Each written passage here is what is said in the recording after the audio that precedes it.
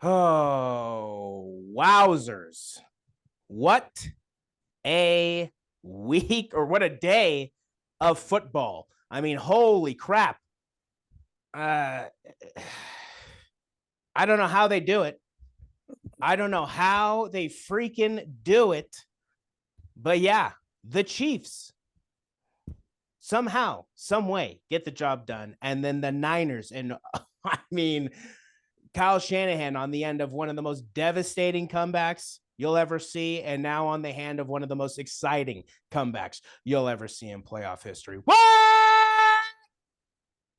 is up, everybody? Welcome back. Welcome back to another edition of The Good and the Bad, the Ugly. You know what time it is. It is time to review Conference Championship Day. I mean, they say weekend, it's one day. Conference Championship Day, which was Sunday. We had two games to decide who will move on to Las Vegas. And wouldn't you know it? I mean, if the Las Vegas Raiders could have literally picked any other two teams to play in this game, let me tell you firsthand, yeah, they would.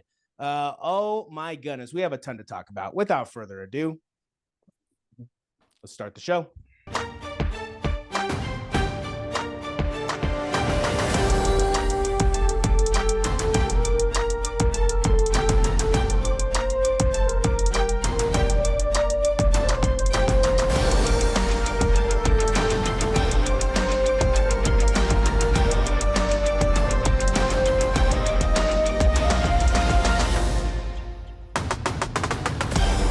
Welcome back. Welcome back to another edition of The Good, the Bad, the Ugly. It is time to talk about Conference Championship Day. The Super Bowl is set.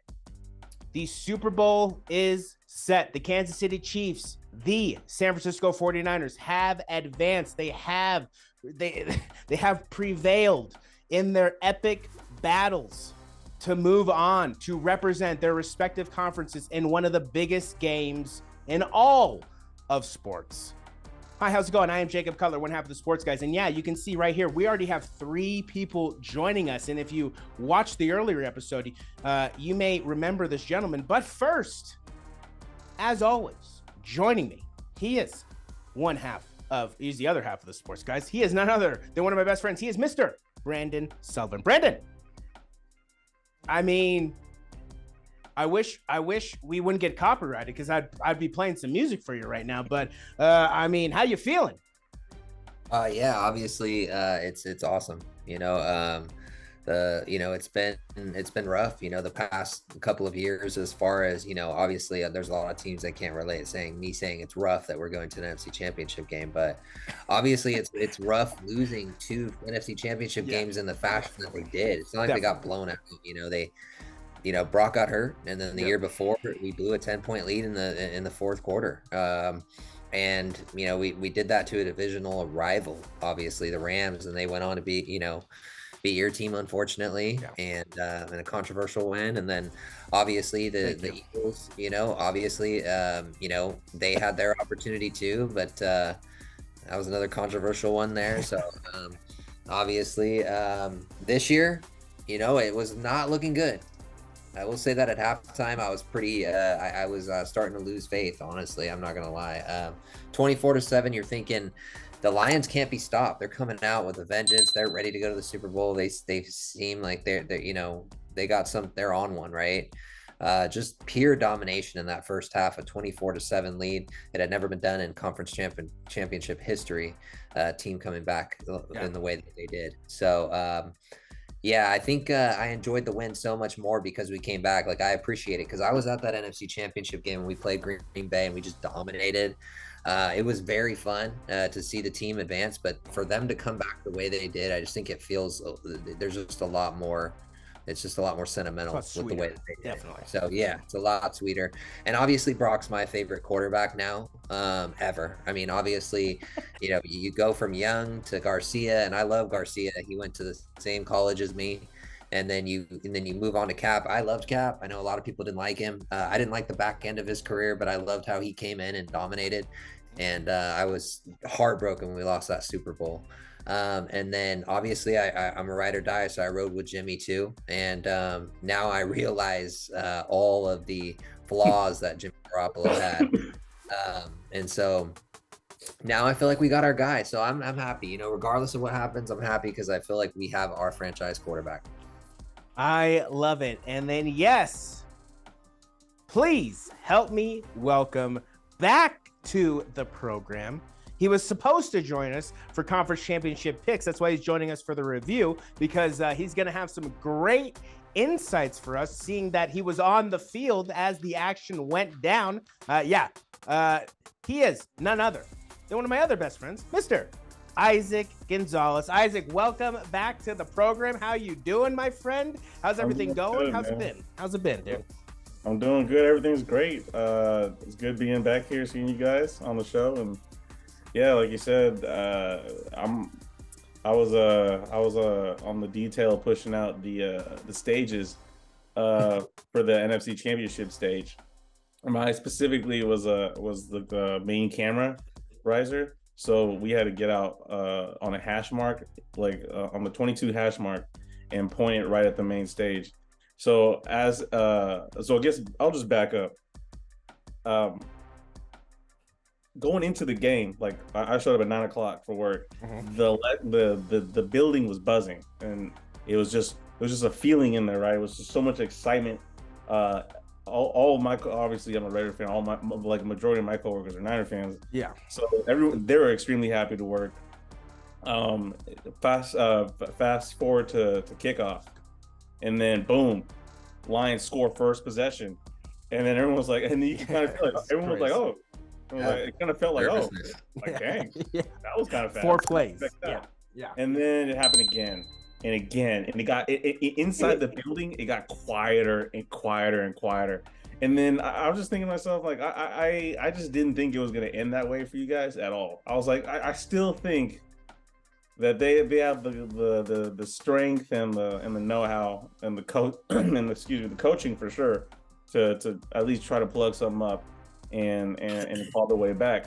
And I told my coworkers, all my coworkers are not, like I said, Niner fans. They were down, and I was like, "What? Hey, man, look, I'm used to heartbreaking, terrible losses. I've seen the Raiders lose in crazy ways.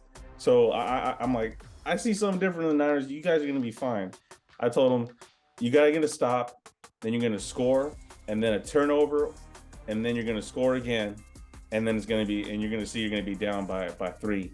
And then that's exactly what happened. It was a turnover on downs, and then a fumble, and boom, right in it. It was crazy. And he looked at me and was like, "Oh my God." I was like, I just didn't think it was going to happen. I would be very surprised if it was very close though. It was. Like, it was very close, because a couple catches, maybe your season would have ended. Yeah. All right. Like, a couple catches there, maybe Dan Campbell kicks. Yeah. Kick. Right. Yes. So it was so close, but everything happens for a reason. Now, all right, fast forward, Niners win. It's crazy. We get out the second the clock hits 0, we run out. I'm pushing this with 300 dudes, and we're trying to not avoid hitting any of the players, right? Yeah. The crowd is rocking, and then I look up to make sure I'm going in the right direction, and then I just see a bunch of sad sad Lions players, right, heads down, walking off the field. I see Sakaruni, Nick Bosa just hugging Chase Young, and that's the first time I saw Nick Bosa all season in person. Like 2 weeks ago, or I stood next to Brock Purdy. I was surprisingly, wait, I told you guys, I was like, he's way taller than us. Yeah. Yeah, it was just crazy. Confetti was blasting. Journey, they were the performer. So then they started blasting Journey once the game was up. Like, once they won the game. Oh, they performed at halftime. Yeah, Mr. Journey. Damn. Himself, the lead journeyman, Mr. Journey. He fucking Steve Perry, or the Filipino guy? The white guy. Steve Perry was there?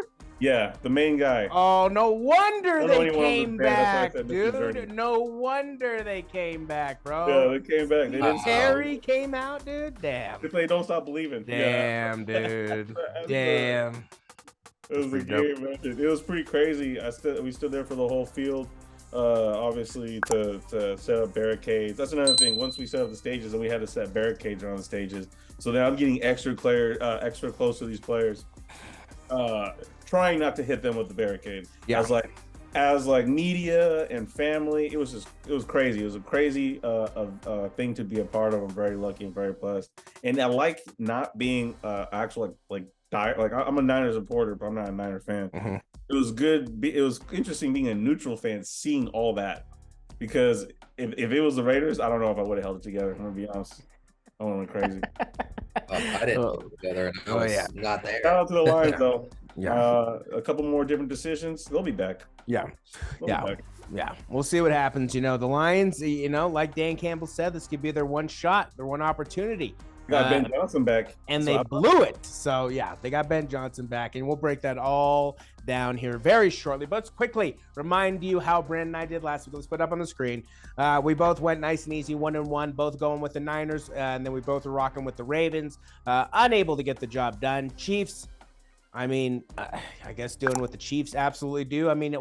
You can't deny them. They're the defending champs. So, Chiefs moving on overall for the playoffs. That puts us at, for Brandon, 7-4, 1-1 on his guaranteed victories. For myself, 6-6, 1-1 on my guaranteed victories. What a playoffs it has been, and it all boils down to one game. So let's just get into the action.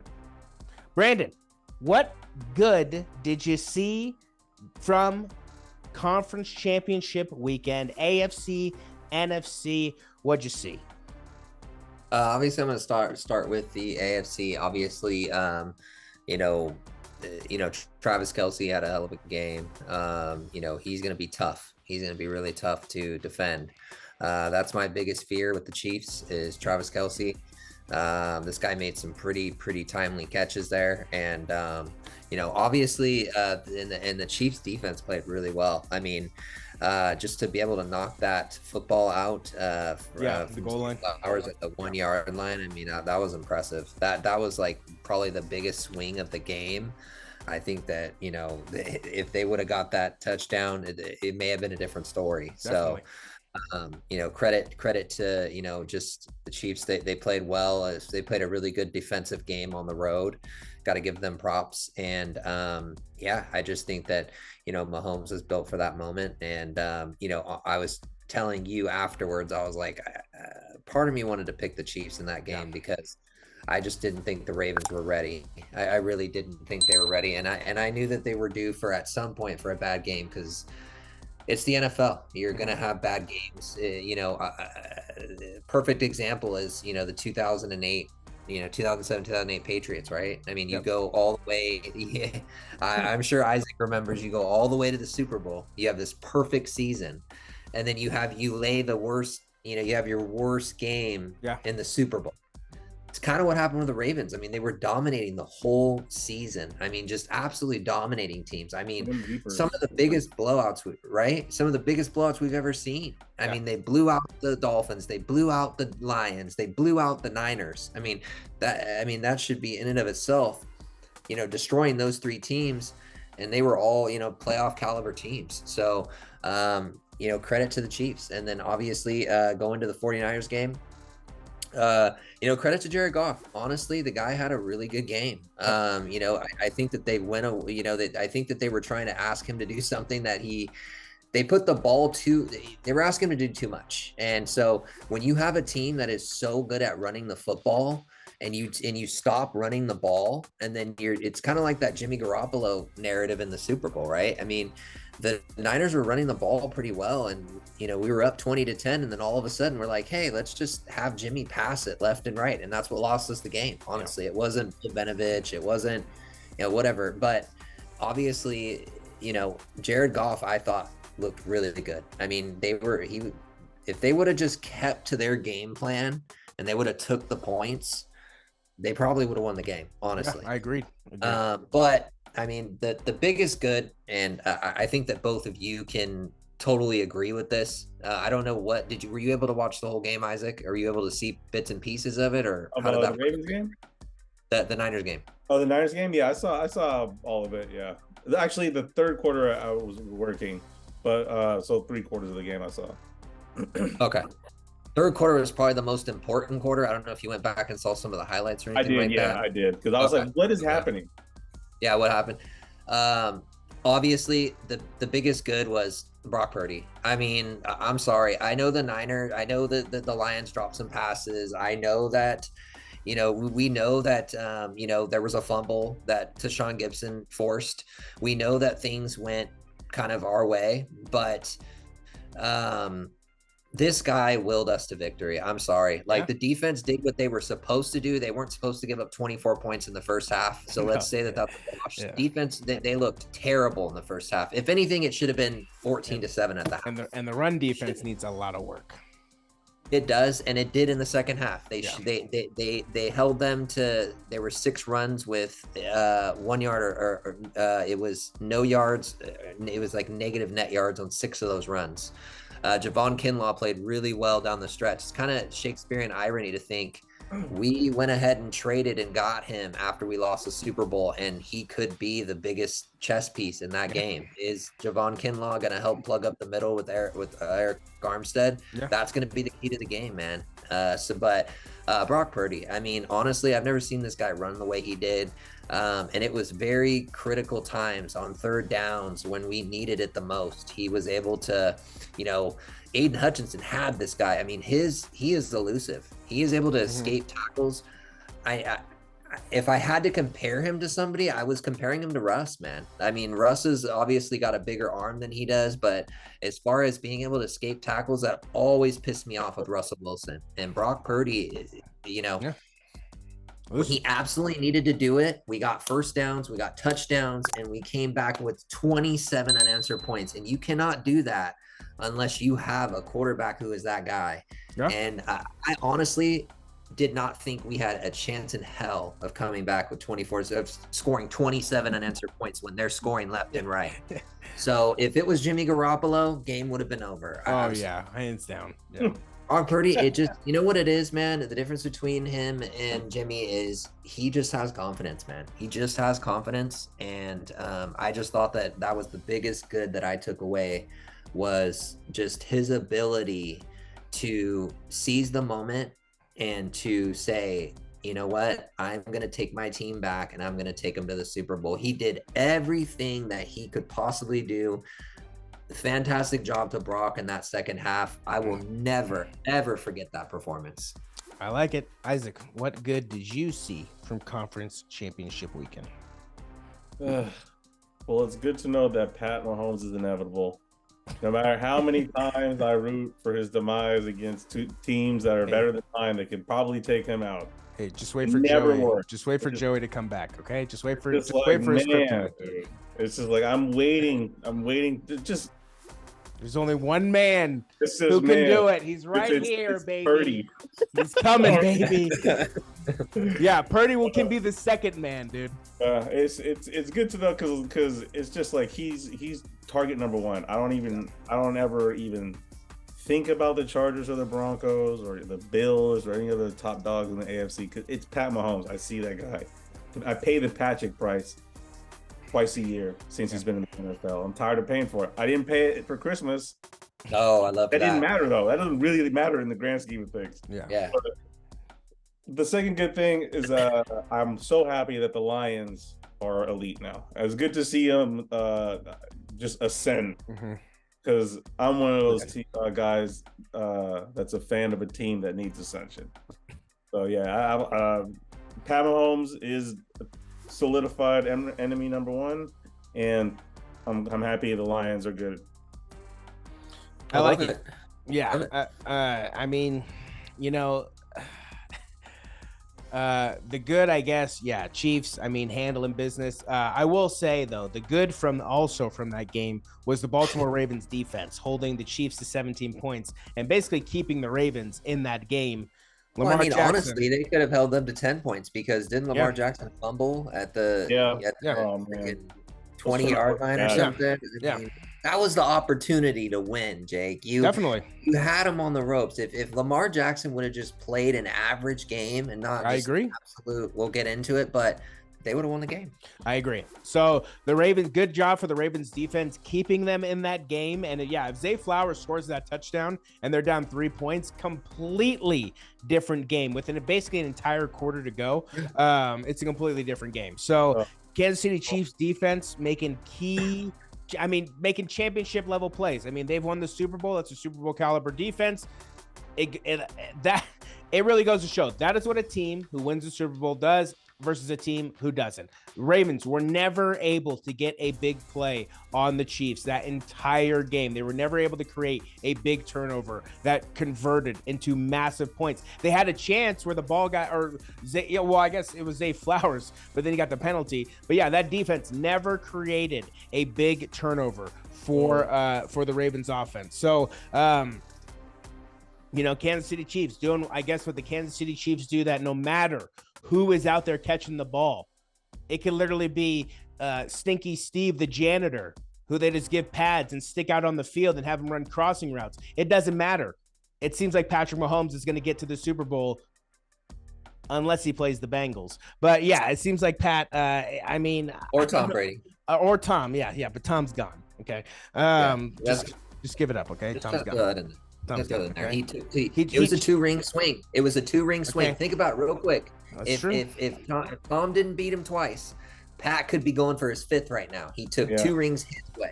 So now he's got 7. Pat's got 2. Yeah, just let Tom retire, okay? Tom, retire, dude. I see that you can start to sniff that Pat's coming for your record. So you're throwing darts to rugby players in conferences and stuff like that. Yeah. I saw that.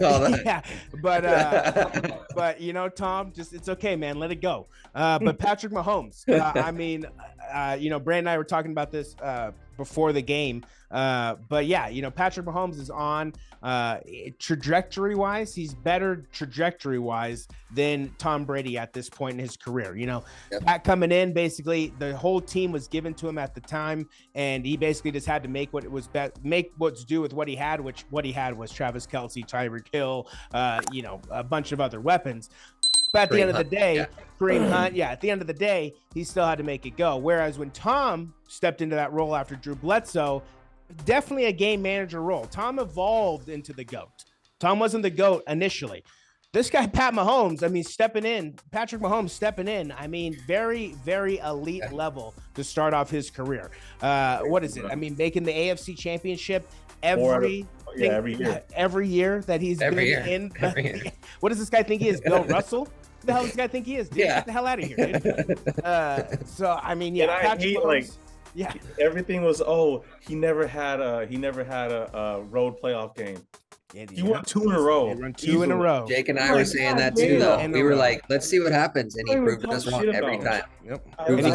And it could be 3 in a row.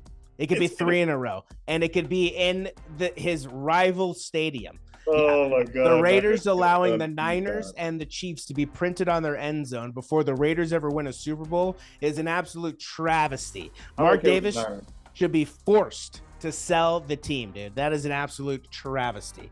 I'm sorry if I'm a Raider fan though, because I look at it my way. If obviously the Raiders are a longtime rival, but if it was Raiders versus Seahawks in the Super Bowl, I'm 100% rooting for the Raiders. There's no way in hell I would want Seattle winning in my stadium. My credentials are obsolete now, so I'm gonna wear them to the Super Bowl party, while wearing a Raiders jersey. But look, my allegiances are clear. KC never. Yeah, it doesn't matter. That's a true Raider fan. If it's Chargers versus KC in the Super Bowl, that's impossible. Still Chargers. Broncos. Anybody but the Chiefs. I'm the same way with Seattle. You get it, Brandon. Yeah, I get it. The Chiefs are the Seahawks. Yeah, I know. My brother's the same way. He looks at the Seahawks the exact same way. Yeah. And if you don't, you're not a real Niner fan. That's how I feel. I'd say if you don't say the Seahawks are your most hated, you haven't been. Yeah.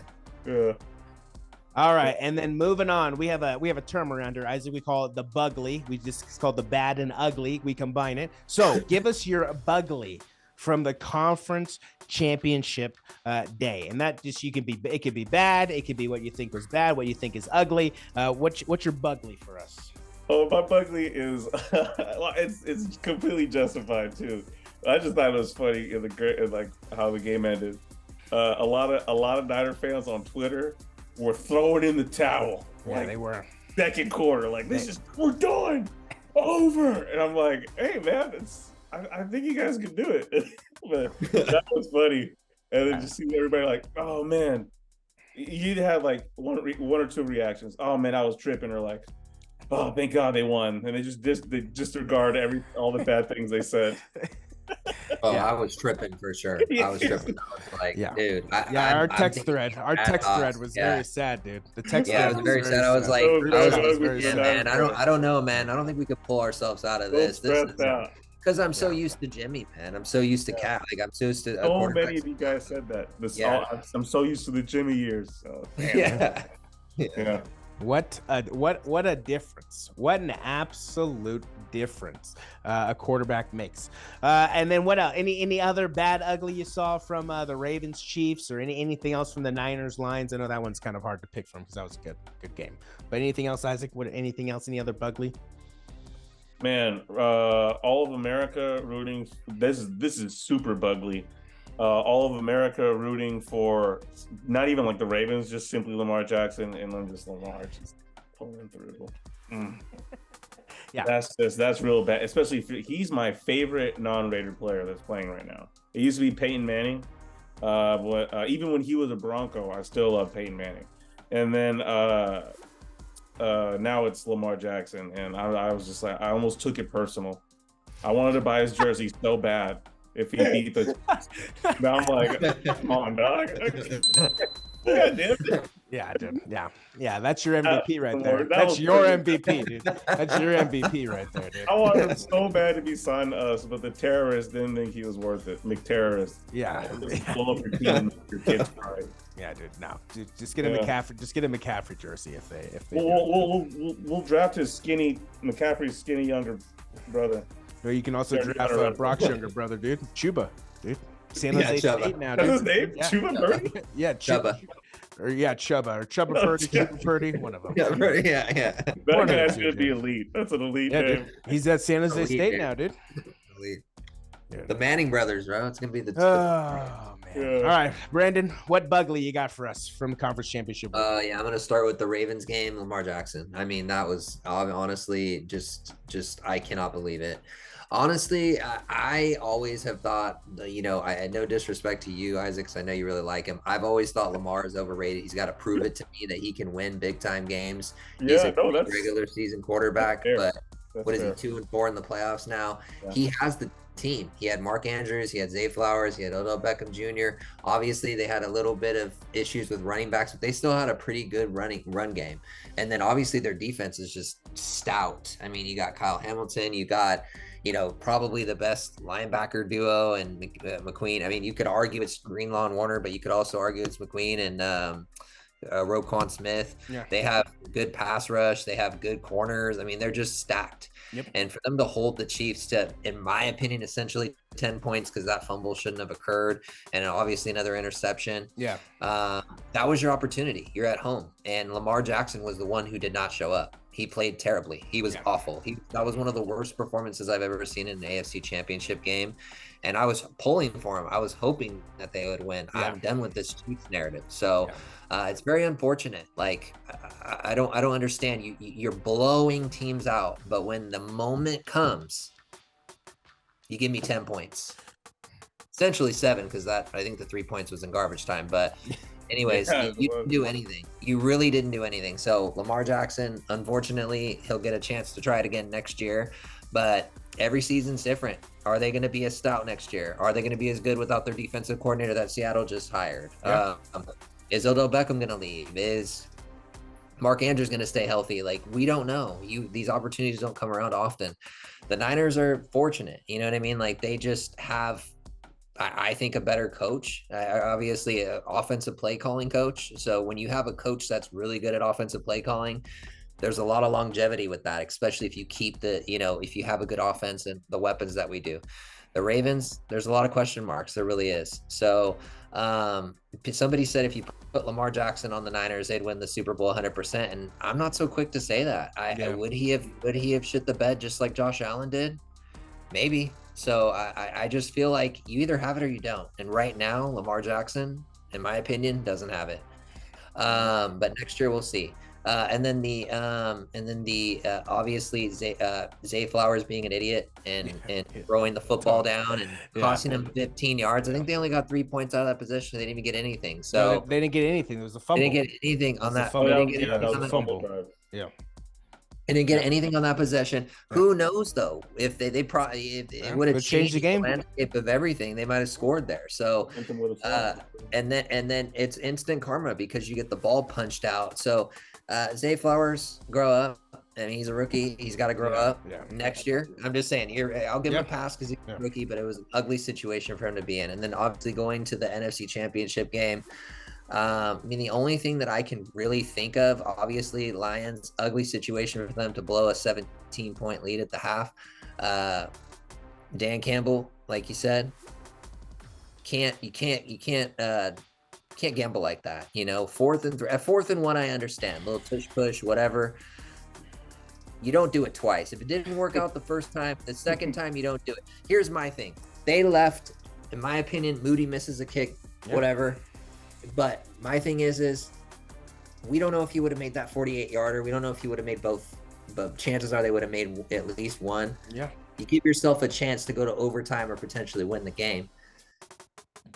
They just weren't ready for the moment, man. You make decisions like that, but that was the ugliest thing that I could think of from that game was, and then obviously CJ Gardner-Johnson. Where was he? I know that he was running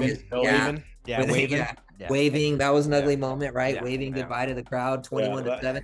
I looked over at my boy and I said, you know, it's a little early to be waving. I said, they're doing really well, but I feel like 21-7, like in the fourth quarter, that's something you can do with that when you're on an opponent's field and you have 3 quarters to play. So CJ Gardner-Johnson, bum. I think he's trash. He talked all this smack to Deebo Samuel and all these different people throughout the year.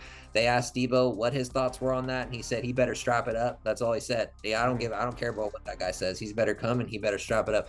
And Deebo, obviously, I think he got the last laugh on that. I think I sent you that, Jake, right? Where he said somebody go check on this guy. So that's what I got for you. Yeah, I like it. Yeah, to wrap us up. Yeah, the Bugly. I mean, I think you pretty much nailed the Ravens on that. You know, nailed the Ravens on the head. Lamar Jackson did not show up. Defense did all they could. Zay Flowers, crucial fumble. My Bugly is pretty simple. And then I have a question for you guys. When's the last time that the Lions? I mean, can you guys remember the last time the Lions were in the conference championship game? No. They said 1957. Yeah, right. Yeah, something like that, right? Something like right? Yeah. It's like been like 65 years or something. So I guess my next question is, Dan, and it's more for Dan Campbell. Why the hell are you going for it on 4th and 3 on the 28-yard line? This isn't week 5, bro. This is to go to the Super Bowl. And take the points. Oh man. Yeah, shocking, honestly. You go up 27-10. 27-10 is so different than 24-10. Your stupid decisions led to your team ending up on the couch watching like the rest of us in a week. Dumb decisions. And it just is a life lesson to all of you future coaches out there and to everybody. Sometimes in life, just take the points because it's setting you up for something bigger. I don't know if the Lions will ever be there again, just like Dan Campbell said. So next time, Dan, quit being a freaking idiot. It's not a week 16, it's not a week 15 game. It's to go to the Super Bowl, a place where your team has never been. Unfortunate. Very, very unfortunate for the Lions. Could not get the job done. Congratulations to the San Francisco 49ers. Congratulations to the Kansas City Chiefs advancing to Super Bowl 58. That's going to do it. That is going to do it for this edition of The Good and the Bad, the Ugly. We are done. We are done with the monotony of figuring out who is going to end up in the big game. We know who it is. It's the Chiefs. It is the San Francisco 49ers. We got one game left. I mean, man, oh man, what more could you ask for? Isaac, what last things do you have for us? Any last words for the people? Please don't let Pat Mahomes win number 3 in beautiful Allegiant. And second, Raiders, get Fields or Daniels. I like it. Brandon, any last words for the people? Yeah, I'm excited. We're gonna try to do that I hope they do that for you, Isaac. I want that. I want that more than anything. I just want revenge. I'll even go with Kittle in all black though. Oh yeah, and George Kittle said what 4 years ago? Yeah, I'll be back with the vengeance, and he delivered on his word. And we're back in the same position again. I want it more than anything for a few specific players. I want it for George. I want it for Trent. And I want it for Fred. And I want it most importantly for Brock. I just feel like everybody has, and the reason why I want it for Brock is because everybody has just slandered this guy all year long and moved the goalposts for this guy.